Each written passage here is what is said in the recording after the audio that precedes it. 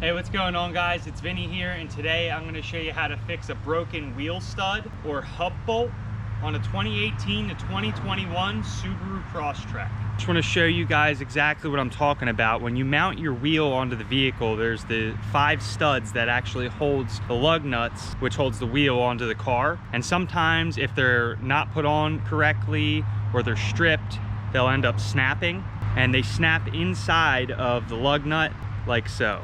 It is highly unsafe to operate your vehicle with missing wheel studs or hub bolts, and I highly recommend getting these replaced as soon as they break. All right, so this procedure is for a 2018 to 2021 Subaru Crosstrek, but this also relates to many other year model Subarus and other vehicles that are on the road. Now, there's a few ways to do this procedure. I'm gonna show you the in a pinch situation how to do it, but there is other ways of doing and completing this job. All right, for some of the tools needed, you're gonna need a 3/8 and a 1/2 inch torque wrenches for tightening everything back down correctly, a wire brush to clean the hub. I have an assortment of hammers. I'm not sure which one I'm gonna use yet. An assortment of punches with flat end tips. Not sure again which one I'm gonna use. You're gonna want some type of impact gun. It could be a cordless or air operated. You're gonna need a 19mm wrench to get off the brake caliper bracket bolts. You're gonna want a 1/2 inch and a 3/8 breaker bar, a 3/8 ratchet, a 19mm 3/8 socket, a 14mm 3/8 socket, and then a 19mm deep socket for the lug nuts. You're also gonna need jack stands and a car jack. And then down here is the hub bolt, as Subaru labels it, or what we call wheel stud, and a brand new lug nut. I will have links in the description for all the tools and parts used in this video. All right, first step's gonna be to jack both sides of the front of the vehicle up and put that on jack stands, and then you're gonna wanna remove the wheel that has the broken wheel stud. Okay, now with the wheel removed, you're gonna have to remove these 2 17mm bolts, top and bottom, to remove the caliper from the rotor.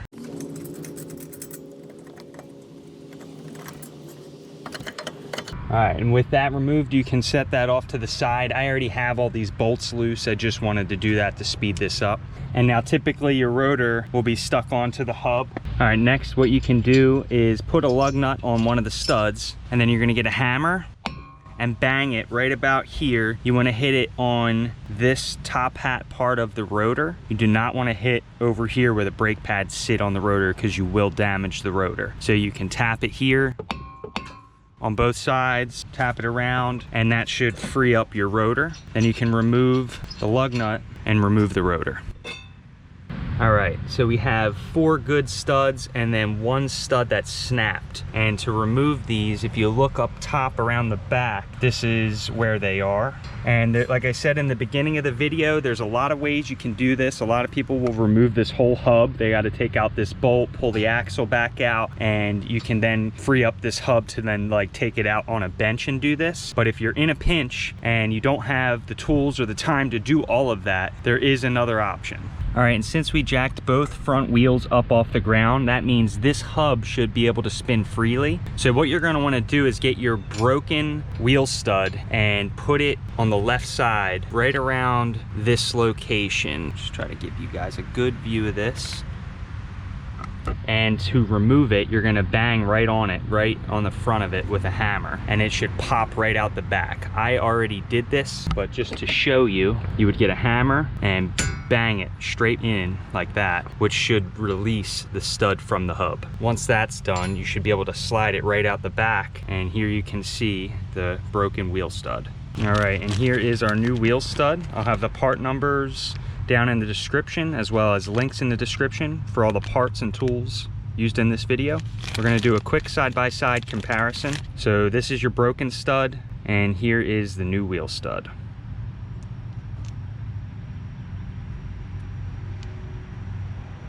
All right, next you're gonna get your new wheel stud and you're gonna try to put it in back through that same side, and you're gonna realize that it doesn't actually fit because the back of this dust shield right here sticks out. So what I did was, you can get like a small hammer or big hammer, and I bent this in a little bit.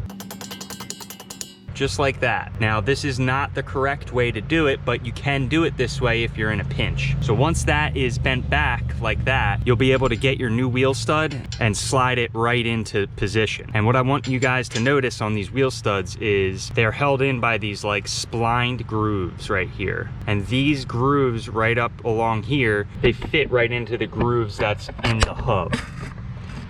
So I hope you guys can see those. So when we feed it in there, and you'll realize that it doesn't go all the way in right away, you're gonna have to press this into the hub. Now the quick way to press this into the hub is we're gonna make sure the splines feel like they're lined up so I can't twist this bolt at all. We're gonna throw the rotor on, then we're gonna throw the wheel on, and then we're gonna get our new lug nut and screw it on, and then use the impact gun on it, which should pull the entire wheel stud into those grooves, so then everything will be splined in correctly and ready to go. So I'm going to go ahead and show you guys that right now.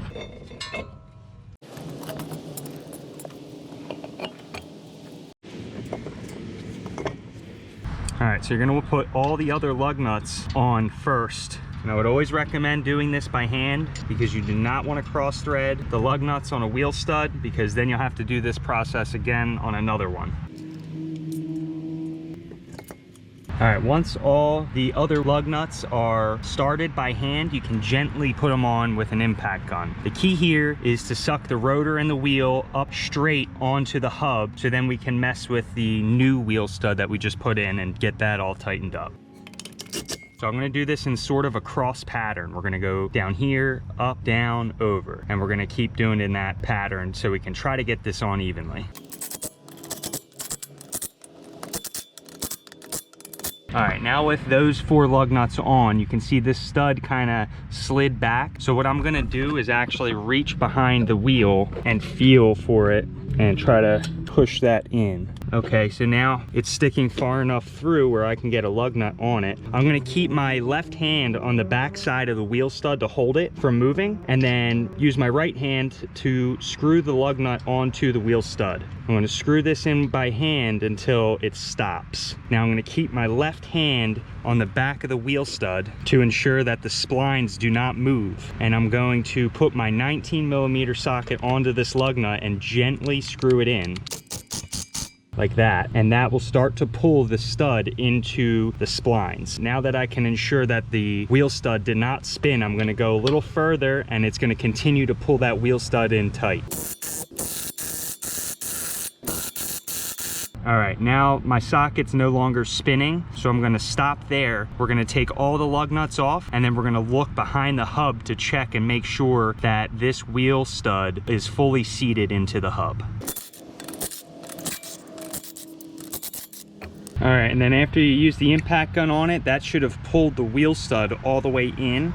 And if it didn't, and you're using a cordless, make sure you set it to 3 to make sure to pull that stud all the way in. And then once you see the socket stop spinning, that means it's probably all the way in, and it's a good time to back all the lug nuts out, remove the wheel, and then double check that that wheel stud is fully seated against the hub.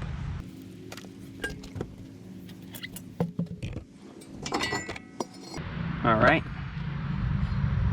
and as you guys can see, that wheel stud is fully seated into the hub. That is the correct way it's supposed to look once you're done, and that's about it. Now all you got to do is reinstall the rotor, then your caliper, and then your wheel, and then you're good to go.